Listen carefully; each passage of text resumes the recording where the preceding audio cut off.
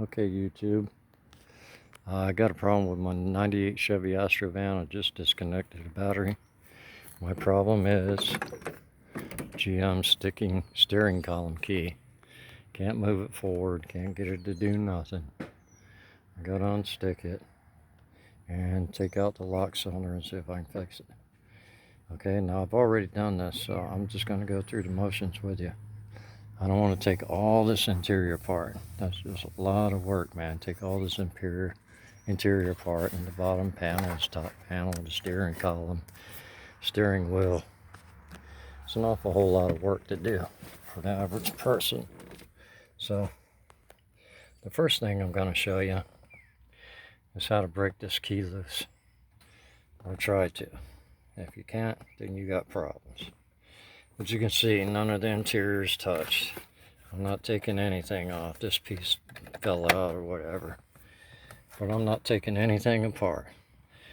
Okay, let me set this phone up where you can see how I break loose the key so I can get it to where I can get it out of there. Okay, so what I'm gonna do, if you see the steering wheel, it's like spring loaded. You pull it to the left, it comes back to the right. You either use your leg to hold it or your arm. I'm gonna come in here like this, where I can touch this key like this. And what I'm gonna do is get something to tap it so I can make a vibration, and that helps break it loose. Now while you're tapping it, you just kind of let it float and try to turn it. You know what I mean? Okay, I mean, you ain't got to smash it like you're making a home run. So what I'm going to use is what I have on hand. And on hand, I have an old Brinks lock. So what I'm going to do is make that vibration while I'm trying to turn it forward and turn it on to break it loose. It's stuck.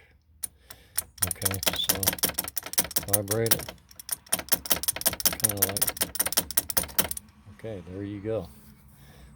Okay, and that's broke loose. And the battery's disconnected, because if you turn it that far, it's going to crank. And you need to turn it that far to get the key out. Ain't no doubt about that.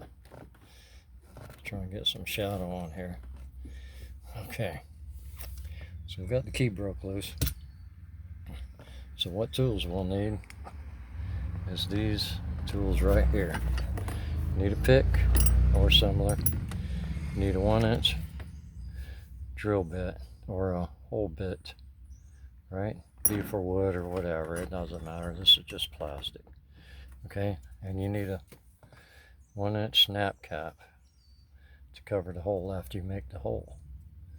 Okay, so what you want to do, now that you got the key broke loose, you go back over here, right?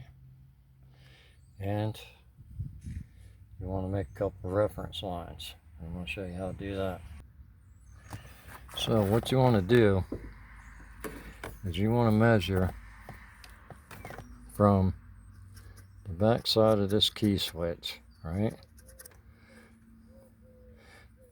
While you're turning the key switch, see this reference mark right there?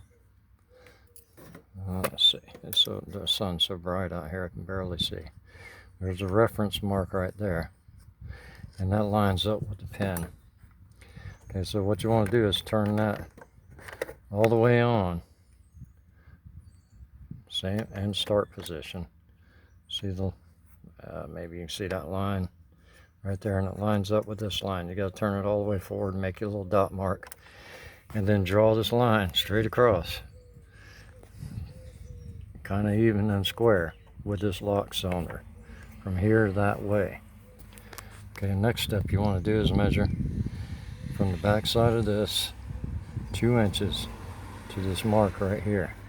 Okay, we'll go ahead and pull this cap out. That's my cover. All right, so what it is when you measure from here, I'll show you, from right there to right here, it's 2 inches or so. And when you drill that hole, you'll find the pin that's going to let you pull that lock cylinder out.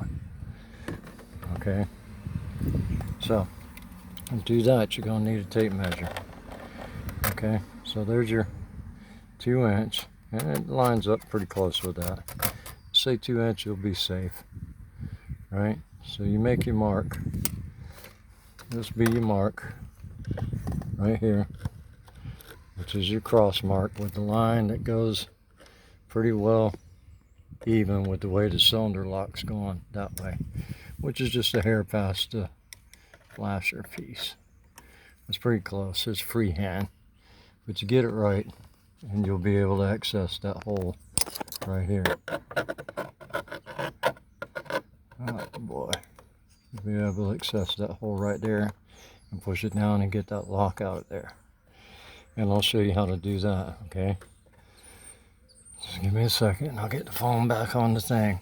And this is doing it without taking no interior apart. And this is a pretty easy way to do it. Okay, so what I'm gonna do is find my hole for the mark, right? Okay, we got that down in there, right? Okay, a little tricky trying to do these phones and stuff. But you'll see this pick move when I turn that key. See that? Okay, so what I want to do is lift it a little above that and turn that key all the way as far as it'll go. And then push down the locking pin.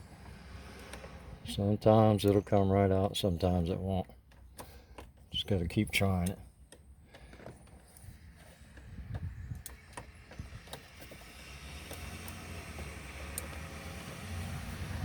Okay, I'm sure it's in the wrong place. There you go. I felt it, and then you kind of cock it back a little bit. All right, there it is. That's what you pull out. Okay, so what I'm pushing down when I stick it in that hole is this pin right here, this locking device right there. And it's a little jiggly because it's, you know, it pushes down, then you can pull it out. The problem is right here, right? Where these two little brass things is, there's pins underneath, there's springs underneath there, and they got weak. So what happens is when you pull this key out, that little blade right there raises up enough. See that right there? Raises up enough to lock the steering wheel, the shifter, and the key. So when you put the key in, that thing's supposed to go all the way flush. And what was happening, the springs wore out and it didn't go all the way flush. So what I did was just ground it down with the key in it till it was flush. Okay? That way I'm just rebuilding it basically. Alright? So that's your problem right there. That's keeping you from turning it. So I took off enough material to compensate for weak springs.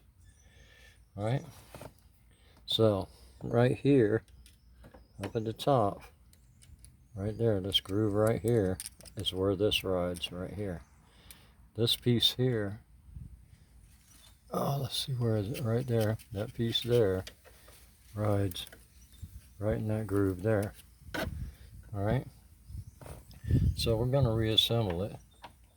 And the top groove where the locking thing goes is right there. Right? So we're just going to push that right back in. And there you go. It's not going to come out. Turn it in the lock position, pull the key out. Turn the wheel a little bit. Now lock. The key's locked. The shifter's locked. And there you go. It works perfect. All the way to accessory. Just like it did almost when it was new. I mean, I'm not going to break down anytime soon now. And I used everything on hand to do this job. I don't have to go to the parts store or nothing. And it still locks.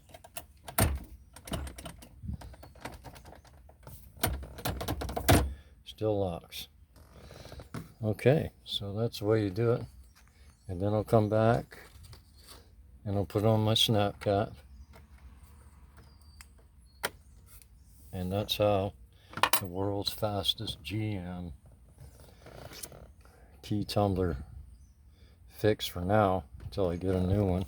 But now I can keep going. I'm not delayed. I'm not wasting any time waiting for a key switch to come in or something. Or ordering it online. I mean, you can get it in 2 days, but what are you going to do for 2 days with your thumb up your rear? So that's how I came up with this way to do it. Okay, YouTube, that's it. You make your reference lines, one in line with the cylinder, and yeah, try and get it in the center of the cylinder, you know, and then try to line it up with the cylinder as straight as you can. Then come to right here, make you 2-inch. I'm on the right spot. I can't see with the sun. Oh, right here. There it is. Come to that mark. Where's that key? Anyhow, come to that mark.